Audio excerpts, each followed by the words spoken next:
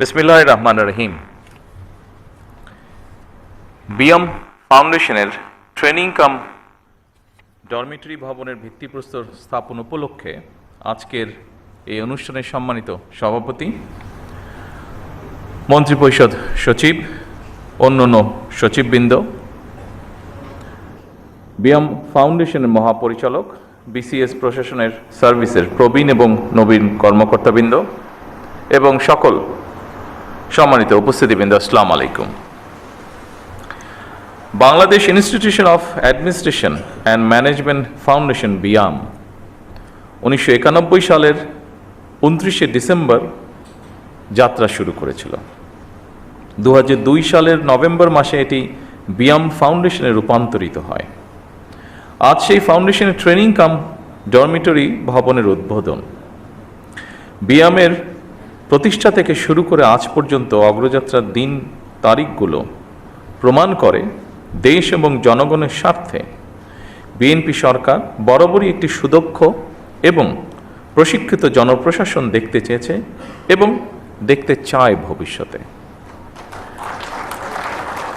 সুতরাং আজ বিএম ফাউন্ডেশনের ট্রেনিং কাম ডরমিটরি ভবনের ভিত্তিপ্রস্তর স্থাপন কেবল একটি ভবনের ভিত্তিপ্রস্তর স্থাপনই নয়, বরং এটি প্রশাসনিক সক্ষমতা উন্নয়ন, প্রশাসনিক নেতৃত্ব গঠন এবং মানব সম্পদ বিকাশের একটি দীর্ঘমেয়াদী রাষ্ট্রীয় অঙ্গীকারেরই প্রতিফলন। আজ যে ট্রেনিং কাম ডরমিটরি ভবনের ভিত্তিপ্রস্তর স্থাপন করা হচ্ছে তা ভবিষ্যতে প্রশাসনিক নেতৃত্ব গঠনের একটি গুরুত্বপূর্ণ মাইল ফলক। এই ভবন শুধু একটি অবকাঠামো নয়, এটি হয়ে উঠুক জ্ঞান চর্চা, নেতৃত্ব বিকাশ এবং অভিজ্ঞতা বিনিময়ের একটি প্রাণবন্ত কেন্দ্র। দক্ষ মানব সম্পদ তৈরি বিয়ামের অন্যতম একটি লক্ষ্য। বিশেষ করে সরকারি কর্মে নিয়োজিত মানব সম্পদকে আধুনিক প্রশিক্ষণের পাশাপাশি প্রযুক্তির সর্বোত্তম ব্যবহারে সক্ষম করে গড়ে তোলা অত্যন্ত জরুরি। তারই ধারাবাহিকতায় বর্তমান সরকার মেধা নির্ভর, আত্মবিশ্বাসী, সৃজনশীল ও দায়িত্ববান মানব সম্পদ গড়ে তুলতে বদ্ধপরিকর। সকল রাষ্ট্রীয় প্রতিষ্ঠানে মেধাভিত্তিক, স্বচ্ছ, দক্ষ ও জনবান্ধব জনপ্রশাসন গড়ে তোলার কোনোই বিকল্প নেই যদি আমরা আমাদের প্রত্যাশিত বাংলাদেশকে গড়ে তুলতে চাই। দীর্ঘ 1.5 দশকেরও বেশি সময় পর দেশের স্বাধীনতা প্রিয় গণতান্ত্রিকামী জনগণ নিজেরা সরাসরি ভোট দিয়ে একটি গণতান্ত্রিক সরকারকে নির্বাচিত করেছে। দীর্ঘদিন ধরে একটি জবাবদিহিমূলক, ন্যায়ভিত্তিক এবং জনকল্যাণমুখী শাসন ব্যবস্থার প্রত্যাশায় থাকা সাধারণ মানুষের আকাঙ্ক্ষার প্রতিফলন হচ্ছে বর্তমান সরকার। 2024 সালের জুলাই আগস্টের গণ অভ্যুত্থানে আবারও স্পষ্ট করে দিয়েছে এই রাষ্ট্রের মালিক এই দেশের জনগণ। সুতরাং জনপ্রশাসনের কর্মকর্তা হিসাবে রাষ্ট্রের মালিক জনগণের স্বার্থ এবং কল্যাণ নিশ্চিত করা আপনাদের প্রধান দায়িত্ব। সম্মানিত উপস্থিতিবৃন্দ, আমি আশা করি বিয়ামের কারিকুলাম এবং প্রশিক্ষণ পরিবেশ দেশের বিভিন্ন প্রান্ত থেকে আগত কর্মকর্তাদের পেশাগত দক্ষতা, সমস্যা সমাধানের ক্ষমতা এবং উদ্ভাবনী চিন্তাকে আরও সমৃদ্ধ করবে। আধুনিক প্রশাসনে দক্ষতা মানে শুধু নিয়ম জানা নয়, বরং প্রযুক্তির ব্যবহার, তথ্য বিশ্লেষণ, দ্রুত সিদ্ধান্ত গ্রহণ এবং জনসেবায় সৃজনশীল দৃষ্টিভঙ্গি। এবং সেই লক্ষ্যেই বর্তমান সরকার প্রশিক্ষণ ব্যবস্থাকে আরও আধুনিক ও ফলাফলমুখী করার উপর গুরুত্ব দিয়েছে। মৌলিক প্রশিক্ষণের পাশাপাশি উন্নত কোর্স, গবেষণা এবং নীতি নির্ধারণমূলক শিক্ষার সুযোগ বৃদ্ধি করার চেষ্টা করা হচ্ছে।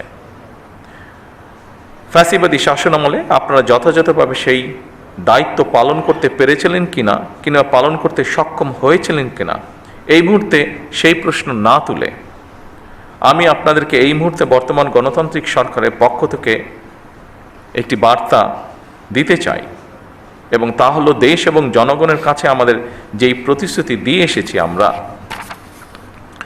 এসব স্রেফ রাজনৈতিক প্রতিশ্রুতি নয়, বরং জনগণের সঙ্গে করা আমাদের চুক্তি। জনগণ আমাদের ইশতেহারের পক্ষে রায় দিয়েছে। সুতরাং বর্তমান গণতান্ত্রিক সরকার নির্বাচনী ইশতেহার এবং জনগণের সামনে স্বাক্ষরিত জুলাই সনদের প্রতিটি দফা, প্রতিটি অঙ্গীকার অক্ষরে অক্ষরে বাস্তবায়ন করতে সরকার বদ্ধপরিকর। আমি আশা করি আপনারা আপনাদের মেধা ও যোগ্যতা দিয়ে জনগণের কাছে দেওয়া সরকারের প্রতিটি প্রতিশ্রুতি দক্ষতার সঙ্গে বাস্তবায়ন করতে ভূমিকা রাখবেন। জনগণ আমাদের উপর যে আস্থা রেখেছে সেই আস্থার মর্যাদা রক্ষা করতে হলে প্রতিটি ক্ষেত্রে স্বচ্ছতা, জবাবদিহিতা এবং নৈতিকতার দৃঢ় চর্চা নিশ্চিত করা প্রয়োজন। সম্মানিত সকল উপস্থিতিবৃন্দ, আপনারা রাষ্ট্র পরিচালনার সর্বোচ্চ প্রশাসনিক স্তরে অবস্থান করছেন। আপনারা যে দায়িত্ব পালন করেন তা কেবল নথিপত্র পরিচালনা বা প্রশাসনিক তদারকির মধ্যেই সীমাবদ্ধ নয় অবশ্যই, বরং আপনার রাষ্ট্রযন্ত্রের কার্যকারিতা, ধারাবাহিকতা ও স্থিতিশীলতার প্রধান ভিত্তি। একটি শক্তিশালী, জবাবদিহিমূলক, আইনসম্মত এবং জনবান্ধব রাষ্ট্র ব্যবস্থা গড়ে তোলার ক্ষেত্রে আপনারাই হচ্ছেন সেই মূল চালিকা শক্তি, যাদের পেশাদারিত্ব, দক্ষতা, নৈতিক দৃঢ়তা ও প্রশাসনিক প্রজ্ঞার উপরে একটি জাতির উন্নয়ন বা ভাগ্য নির্ভর করছে। আপনাদের প্রতিটি সিদ্ধান্তের প্রভাব কখনো একটি পরিবারে, কখনো একটি অঞ্চলে, কিংবা কখনো পুরা জাতির উপরে পড়ে। সেই কারণে আপনাদের দায়িত্ব স্রেফ প্রশাসনিক নয়, বরং অত্যন্ত গুরুত্বপূর্ণ নৈতিক এবং সাংবিধানিক দায়িত্ব। উপস্থিতিবৃন্দ, বর্তমান সরকার মেরিটোক্রেসির বাংলাদেশ বিনির্মাণে প্রতিশ্রুতিবদ্ধ। রাষ্ট্রযন্ত্রের নিয়োগ, বদলি, পদোন্নতির ক্ষেত্রে মেধা, সততা, সৃজনশীলতা, দক্ষতা এবং অভিজ্ঞতাই এইগুলোকেই আমরা প্রধান বিবেচ্য হিসাবে গ্রহণ করতে চাই। স্বচ্ছতা ও দ্রুততার সাথে শূন্য পদে সরকারি কর্মচারী নিয়োগ, প্রশাসনিক সংস্কার কমিশন গঠন, শক্তিশালী পাবলিক সার্ভিস কমিশন গঠন এবং বেসরকারি সার্ভিস রুল প্রণয়ন সহ সর্বত্র প্রশাসনিক কাঠামোর কার্যকারিতা এবং জবাবদিহিতা নিশ্চিত করতেও সরকার দৃঢ় প্রতিজ্ঞ। সম্মানিত উপস্থিতিবৃন্দ, বিশ্ব এখন আর্টিফিশিয়াল ইন্টেলিজেন্সের যুগে প্রবেশ করেছে। সুতরাং বৈশ্বিক প্রতিযোগিতায় টিকে থাকতে হলে জনপ্রশাসনের কর্মকর্তাদেরকেও সময়ের সঙ্গে মোকাবেলায় নিজেদেরকে প্রস্তুত রাখা অত্যন্ত প্রয়োজন। চতুর্থ শিল্প বিপ্লবের এই যুগে কৃত্রিম বুদ্ধিমত্তা, অটোমেশন এবং ডিজিটাল প্রযুক্তির ব্যবহার আমাদের প্রশাসনকে আরও দক্ষ, স্বচ্ছ এবং জবাবদিহিমূলক করে তুলবে। আমাদের লক্ষ্য ভবিষ্যতে সকল সরকারি সেবা তথ্য প্রযুক্তির মাধ্যমে নাগরিকদের দোরগোড়ায় পৌঁছে দেওয়া। এক্ষেত্রে দক্ষ মানব সম্পদ তৈরিতে বিএমের কার্যক্রমকে আরও শক্তিশালী করতে সরকার বিএমকে আরও যে কোনো প্রয়োজনীয় সহায়তা প্রদানে প্রস্তুত। প্রতিযোগিতামূলক বিশ্ব ব্যবস্থায় ব্যবসা বাণিজ্যের প্রসার এবং সহজীকরণে single window clearance, one stop service প্রতিষ্ঠা এবং সম্পূর্ণ ডিজিটাল কর্মপ্রবাহ তৈরি করে আধুনিক বিশ্বের উপযোগী করে সরকারি সম্পাদন ব্যবস্থাকে ঢেলে সাজানো প্রয়োজন। আমাদের উন্নয়ন দৃষ্টিভঙ্গি হতে হবে অন্তর্ভুক্তিমূলক, টেকসই এবং মানবিক। আমরা একটি বাংলাদেশ গড়তে চাই যেখানে উন্নয়নের সফল সমাজের প্রতিটি স্তরে ধীরে ধীরে পৌঁছবে।